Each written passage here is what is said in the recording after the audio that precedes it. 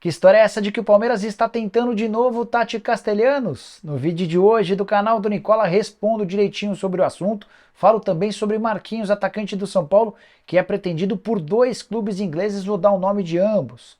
Bora falar também sobre Bruno Mendes, está sendo vendido de fato para o Internacional?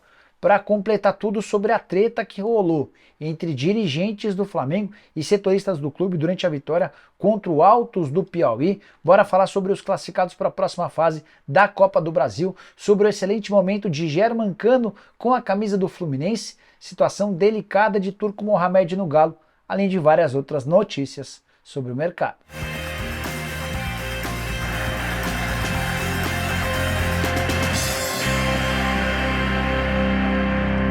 Fala aí pessoal, sou o Jorge Nicola, bem-vindos a mais um vídeo do canal e sem perder tempo algum, só queria pedir para deixarem like, para se inscreverem no canal e ativar as notificações. Bora contar que todo esse conteúdo é um oferecimento de 1xBet, casa de apostas esportivas que é parceira do Liverpool, do Barcelona, do Chelsea, entre outros clubes. E nessa quinta-feira você tem boas possibilidades de apostas.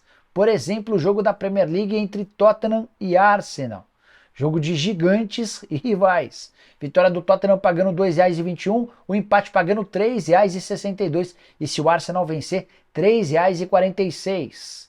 Pela Copa do Brasil tem São Paulo e Juventude, vitória do Tricolor pagando R$ 1,55, jogo disputado na Arena Barueri.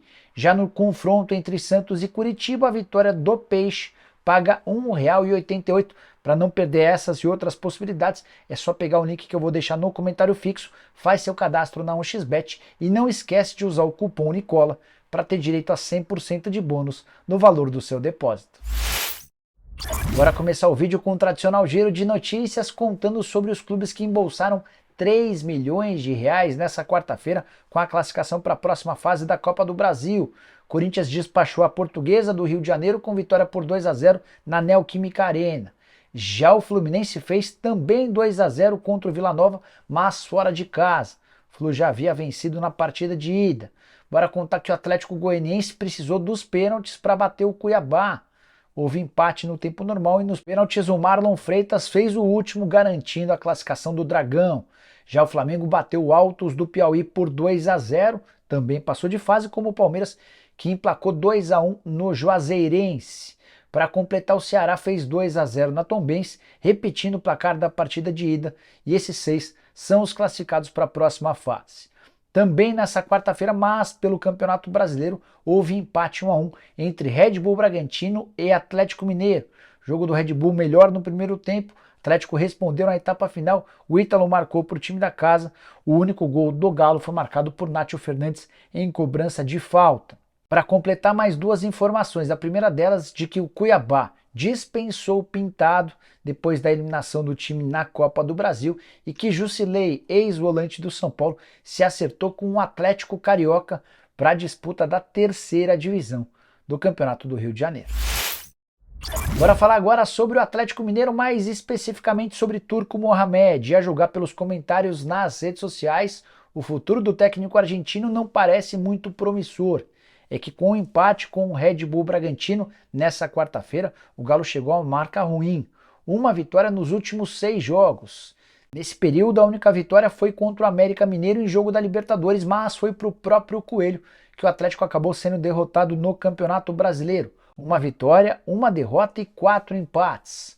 Contra o Red Bull Bragantino, contra o Curitiba, Del Valle e Goiás. O grande problema é que o Atlético parece cada vez mais distante dos líderes do Campeonato Brasileiro e a pressão pela demissão do Turco Mohamed só aumenta.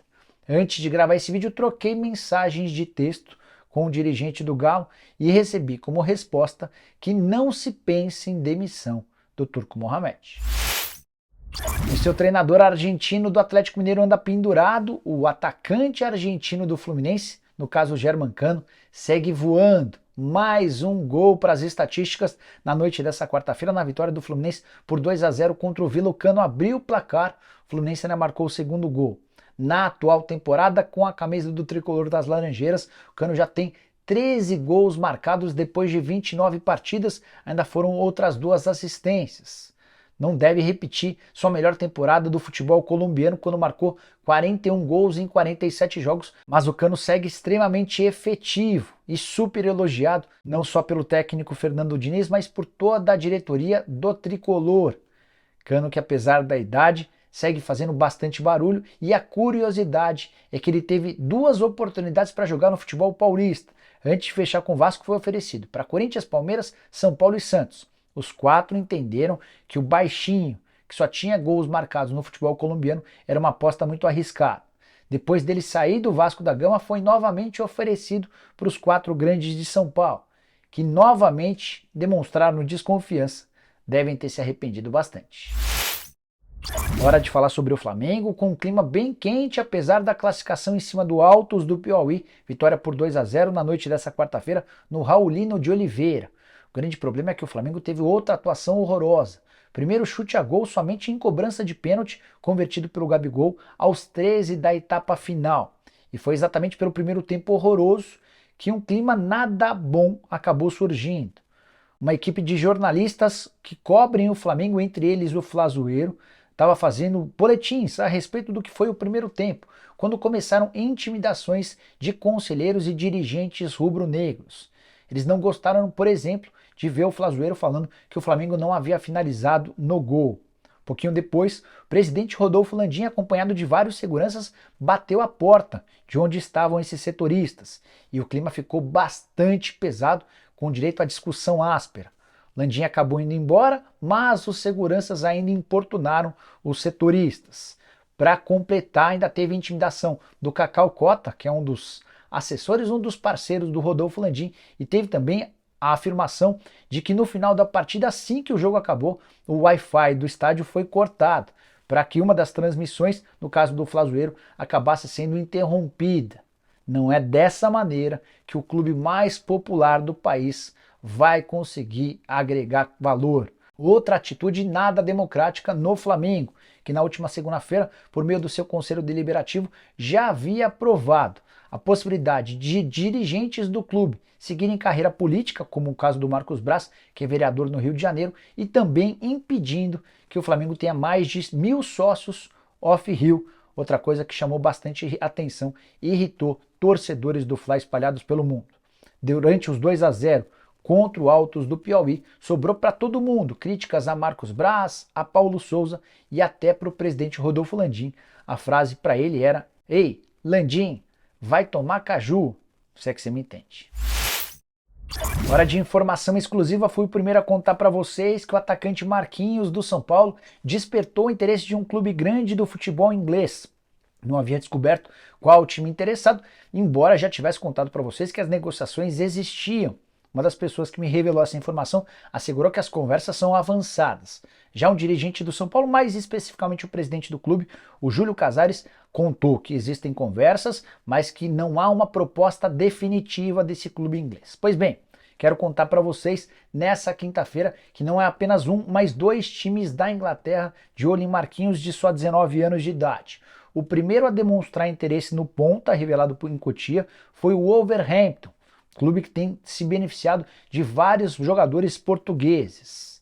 Só que assim que o interesse do Wolverhampton foi descoberto pelo Arsenal, o gigante de Londres entrou em contato com o São Paulo, atropelou o Wolverhampton e é hoje o favorito a contar com um atacante. Proposta oficial não foi feita, mas o tricolor já sinalizou ao Arsenal quanto entende que o Marquinhos vale. Jogador revelado em Cotia, cujos direitos econômicos estão presos em sua maioria com o São Paulo, contrato até 2024 e a multa de 50 milhões de euros. É óbvio que a negociação não vai girar nessa casa, mas o tricolor admite a necessidade de vender jogadores e o Marquinhos seria um potencial negócio para o tricolor. Bora falar agora sobre Bruno Mendes. Que história é essa de que o zagueiro que pertence ao Corinthians será jogador em definitivo do Internacional? Quem trouxe essa informação foi o Samir Carvalho, que é dono de um canal aqui no YouTube. O Samir informou que Corinthians e Inter já chegaram a um consenso sobre o valor da transferência do atleta. Só para contextualizar, o Bruno Mendes está emprestado até a metade do ano. E por contrato o Inter vai precisar desembolsar 6 milhões de dólares por 50% dos direitos econômicos para ficar com o Bruno Mendes em definitivo. valor completamente fora da realidade do Inter e de quase todos os grandes clubes de futebol no Brasil. Proposta feita pelo Internacional foi muito, mas muito menor do que essa. Não tive acesso às cifras envolvidas ou sugeridas pelo Colorado, mas consegui com uma pessoa envolvida nas tratativas a contraproposta feita pelo Timão, e aí bate com os números que o Samir Carvalho apresentou. A oferta ou a contraproposta feita pelo Corinthians ao Inter foi de 3,5 milhões de euros por 30% dos direitos econômicos. Só que, de acordo com essa pessoa com quem conversei, muito próxima ao Bruno Mendes, não houve um sim do Internacional a essa contraproposta. A pessoa me assegurou que não existe nada fechado entre as partes e hoje está mais propenso para o Bruno Mendes voltar ao Parque São Jorge na metade do ano do que o contrário. O Inter segue alegando problemas financeiros e a incapacidade de fazer um investimento muito alto, apesar de o Bruno ter deixado excelente impressão, junto aos dirigentes, membros da comissão técnica e também com torcedores colorados. Quem está acompanhando muito de perto toda essa história é o Vitor Pereira, o técnico alvinegro, que gosta bastante do Bruno Mendes e entende que ele pode ser titular absoluto, caso retorne ao Corinthians na metade do ano. E a notícia de que Tati Castelhanos voltou aos planos do Palmeiras. Teve muito torcedor alviverde nas redes sociais iludido com a notícia trazida em primeira mão pelo André Hernan ao longo da quarta-feira. Segundo o jornalista, o Palmeiras vai abrir negociações com o New York City de novo para tentar contratar o argentino que desde o ano passado está na mira alviverde. Proposta do Palmeiras giraria entre 8 e 10 milhões de euros, esses 10 milhões de euros na casa dos 50 milhões de reais.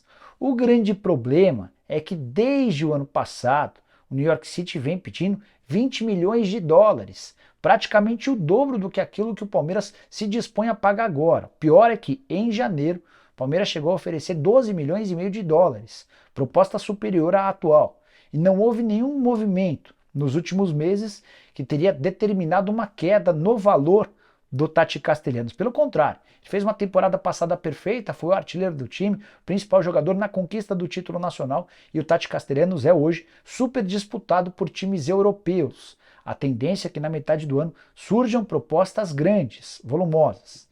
Tati já havia deixado claro que se não fosse para jogar na Europa, a preferência dele seria atuar no River Plate. Tudo porque ele entende que se mudando para o Monumental de Núñez, estaria mais perto de chegar à seleção argentina. E eu, se fosse torcedor palmeirense, certamente não me empolgaria com essa possibilidade de contratação do Tati Castelhanos. Já ficou bem claro que Leila Pereira e Anderson Barros não são dispostos a gastar muito dinheiro. E para contratar o Tati Castelhanos, há necessidade de um investimento extremamente alto. Contei para vocês na quarta-feira que nem com o Facundo Farias, muito mais barato do que o Tati Castelhanos, meia de só 19 anos de idade do Colón, que pode ser comprado por algo entre 6 e 8 milhões de euros, nem essa negociação deve ir adiante. Esse representante do Facundo Farias em território brasileiro se mostrou decepcionado com o comportamento alviverde na hora de negociar.